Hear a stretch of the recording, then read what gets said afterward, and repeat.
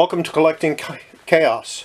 What you're looking at here is a Bazooka Joe watch. I got this when I still had a store and I would sell Bazooka bubblegum, and this came as a retailer incentive in the package.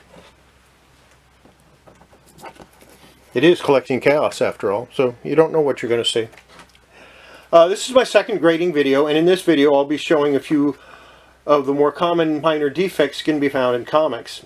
At the end I'll discuss a defect that's a little more controversial. And let's start by looking at one of the comics that I showed in my first video. This is Siphons #1. And, you know, it looks in pretty good shape, right? But after I examined it a little more closely, I found several minor defects, enough that there's no way I would grade this above a near mint minus. I'm getting a chair so I can sit down.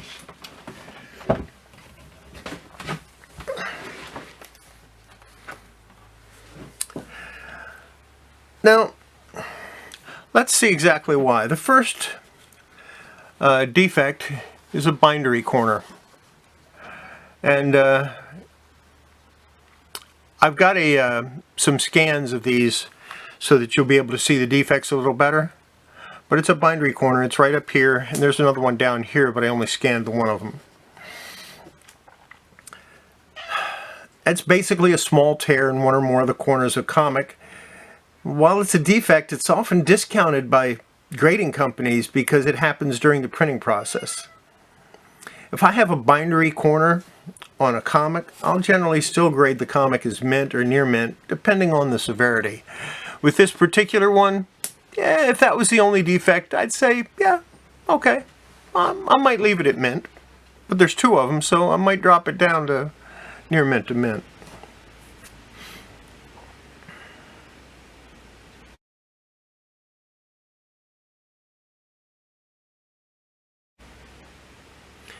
Now next we have stress lines, and there's one here, there's one down here, and I think there's another up there. These rarely break color and are often pressed out before a comic is graded. If you are not having your comics graded, I do not recommend having these pressed out, as the pressing process itself could cause damage to a comic if not done properly. You'll almost never have a single stress line, and the easiest way to discover them is to lightly run your thumb or a finger down the spine of a comic, and you'll feel all the little defects like that. Cotton or other types of gloves, while many people swear by them, can prevent you from feeling the slight indents that could be spine lines or creases. That's why I don't wear them.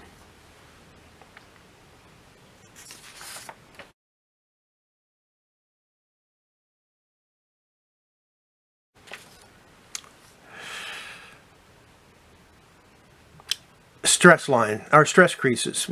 These absolutely break color. And that's what this one right here is. This is actually a stress crease. Again, I'm going to show little breaks in the video where I will actually have scans of these, close-up scans of these, so you can see them a little better. Stress creases can usually be seen by the naked eye, but you still should run your finger down the spine and feel for them. If you don't see them but you feel them, use a loupe or a magnifying device of some sort to examine them. They're often found at staple entry points, which would be right about here, here, here, and here. And a comic with stress creases almost never graded above very fine to near mint.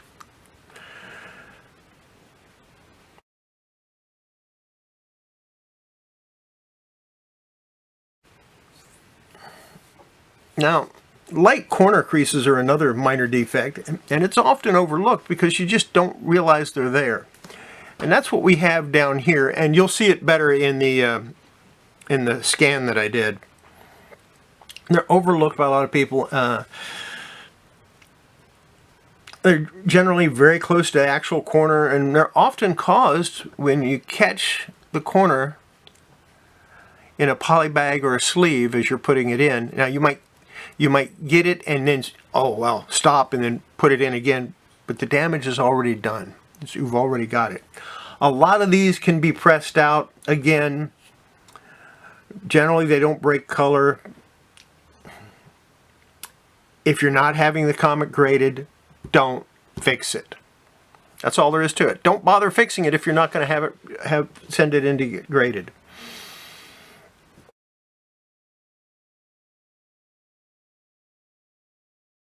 Now we're going to look at a different comic.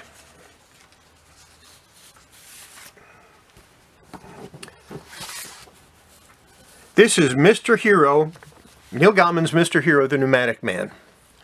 I highly recommend this comic. It was printed by Techno Comics around 1995, 1996. And it's just a good read. This is number 2. And the problem with this comic, because it looks in pretty good shape, right? But the problem is, down here, it has a blunt corner. It's very difficult to see in the video, but again, I have scans of it. Now, here's the thing about this comic. I was having trouble finding one with a blunt corner, so I purposely made this a blunt corner. Don't worry, I got about 30 more of these. See, when these were printed, they came out right around, like I said, the middle 90s, and that's when the problems with the that's when the sales bust was for most comic book stores, and so I got stuck with a bunch of these. I don't mind because, like I said, it's a really good story. The art is pretty good. I mean, it's Neil Gaiman. How can it not be good? And some have even come with cards, which is kind of neat.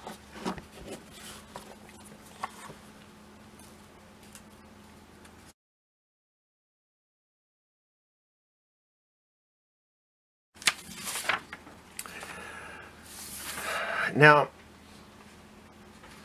if you have several types of defects and all of them affect the grade, let's say you have one of each of the ones I've talked about so far.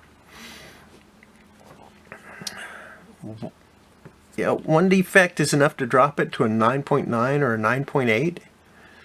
Doesn't it make sense that if you have a lot of defects, then it's going to be a lower grade?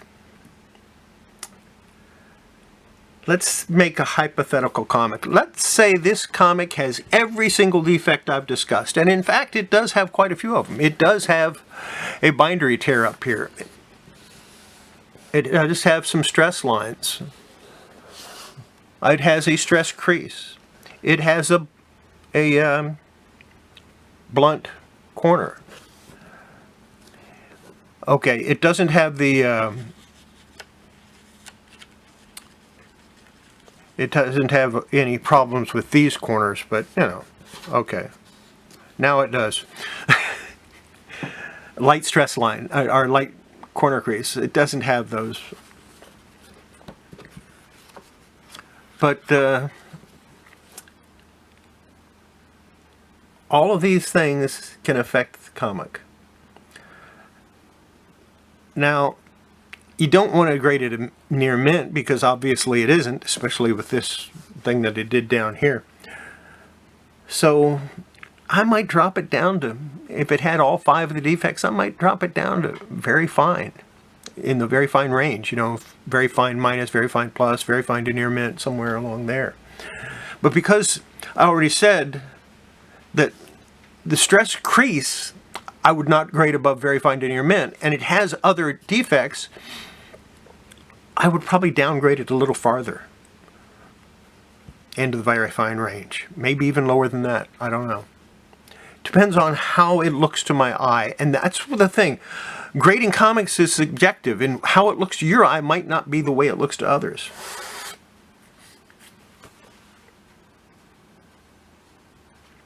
We're going to look at one more comic. This one is in Mylar. I'm not taking it out. It's a really nice shape, but it does have a defect.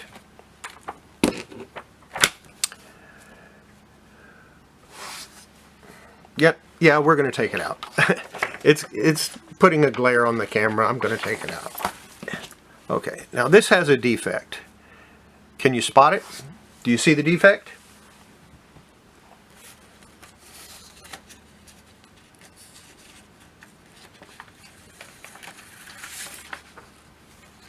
I consider it a minor defect. Do you see it yet?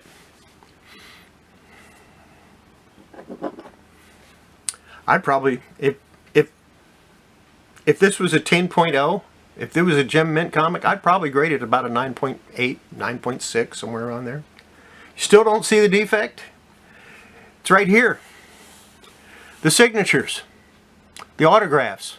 Autographs are a defect. I don't care what anybody says, an autograph is a defect. But because of the location of these autographs, I consider it a minor defect. So 9.8, 9.6 autographed.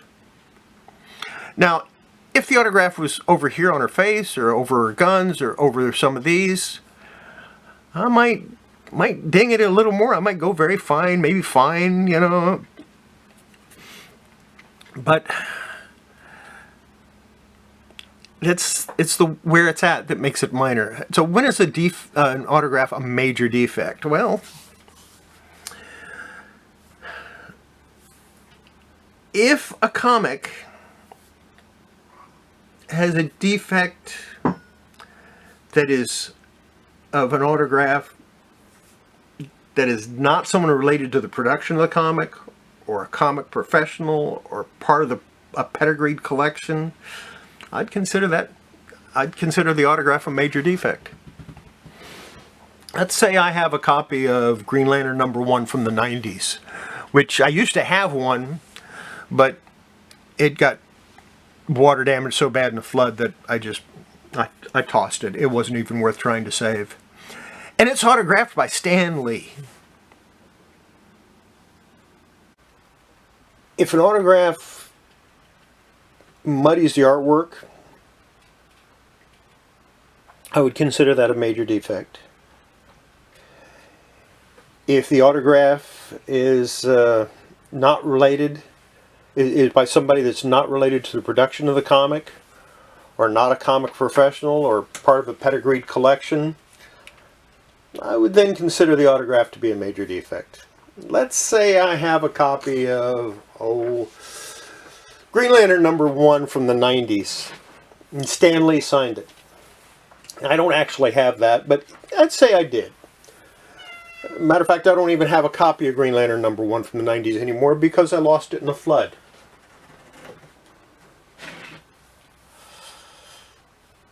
Now, regardless of where it was signed, I'd consider it a major defect and grade the comic accordingly. Now, I'll grant you the value of the comic would increase, but it's not really the comic value that's increasing.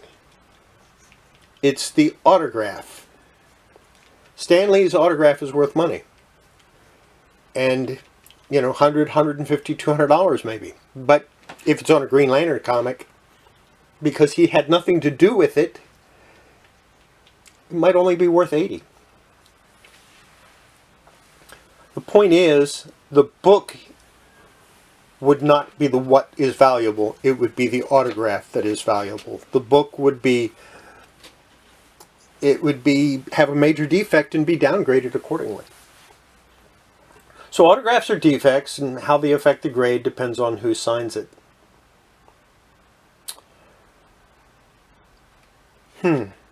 Say we have an X-File comic, and it's signed by Gillian Anderson. It's still a defect, but she signed it in an unobtrusive place. Would it be a major defect or a minor defect? Well, it's an X-Files comic, which means Gillian Anderson's picture is most likely on the cover. And even if it wasn't, Agent Scully, who she played, would be depicted inside the comic. So yes, she would have something to do with the production, and I would say that it would not be a major defect, but it would be a minor defect, depending on the location. Now, if you had a comic that was signed by